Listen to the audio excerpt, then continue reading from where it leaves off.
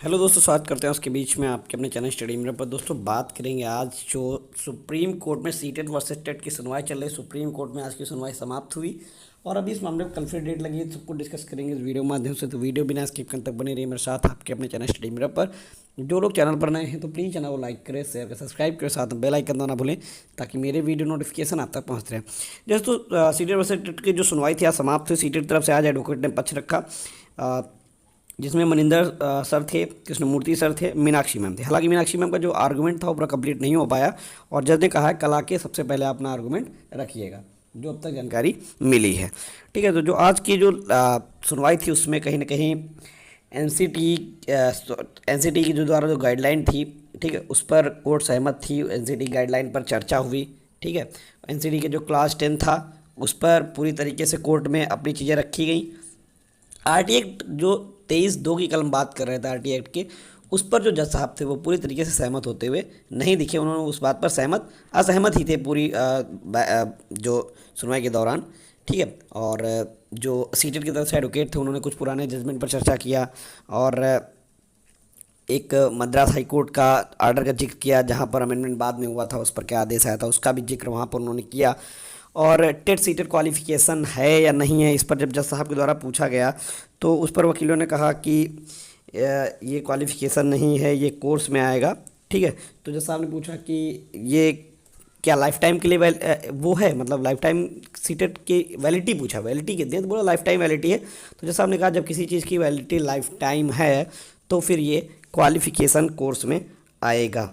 ठीक है, और फिर वहाँ पर एक एग्ज़ाम्पल दिया गया आपका ग्रेजुएशंस वगैरह का, जैसे कि आप करते हैं तो लाइफ टाइम उसकी वैलिडिटी यानी कि वो कोर्स हो गया।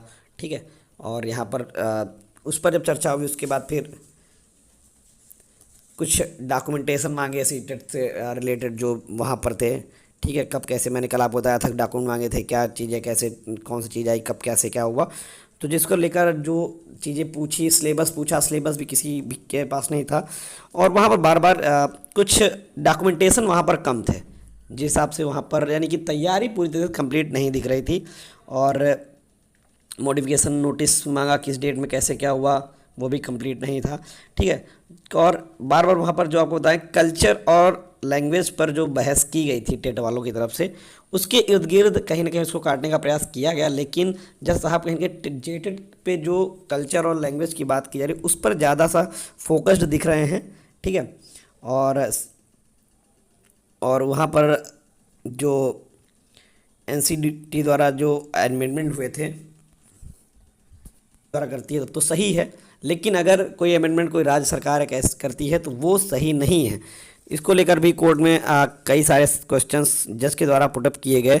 जज साहब भी थोड़ा सा एक्टिव दिखे और वहीं पर फिर लास्ट में जब मीनाक्षी अरोड़ा मैम अपना पक्ष रखने के लिए आई तो उन्होंने सबसे पहले तो यही चीज़ है कि जब कोई खेल शुरू है तो बीच में नियम नहीं बदले इसके, जिस पर जवाब उन्होंने दिया जज साहब अगर ऐसे कई आदेश है जिस पर नियम बाद में चेंज हुए हैं, लेकिन उसमें एक चीज़ ये होता है कि आप किसी अच्छे काम के लिए अगर ये काम कर रहे हैं तो उसमें कोई गलत नहीं है।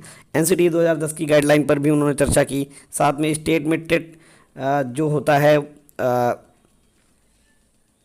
हाँ, अगर कोई स्टेट टेट नहीं करवाता है तो सीटेट को लिया जाएगा, ये अदर स्टेट में लिया जाएगा, क्योंकि अगर कहीं से मान लीजिए झारखंड में 7 साल तक टेट नहीं हुआ था तो ऐसी कंडीशन में सीटेट को लिया जा सकता है।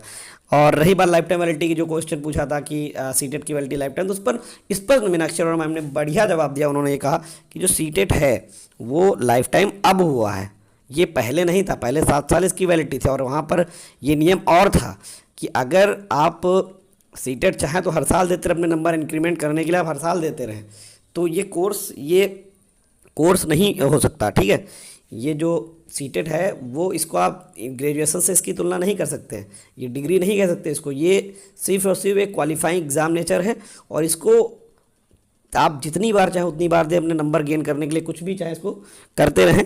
और इसकी वैलिडिटी ज़रूर ज़्यादा है लेकिन ये फिक्स्ड नहीं है कि आप एक ही बार दे सकते जीवन में। तो इस पर भी चर्चा हुई, लंबी बहस हुई, और जिसके बाद कोर्ट ने आज ये कहा कि अब कल फिर से इसको बुलाया और जो भी डिटेल्स मांगी थी कल भी, और उनमें आज फिर कहा कि जो भी डिटेल्स इस भर्ती से जुड़ी हुई, कब क्या, कब कैसे क्या मोडिफिकेशन कब हुआ, चीज़ें कब हुई, भर्ती कब आई, कब उत्तर कुंजी आई, कब क्या है, मतलब A to Z पूरी डिटेल्स कोर्ट के अंदर सबमिट करें।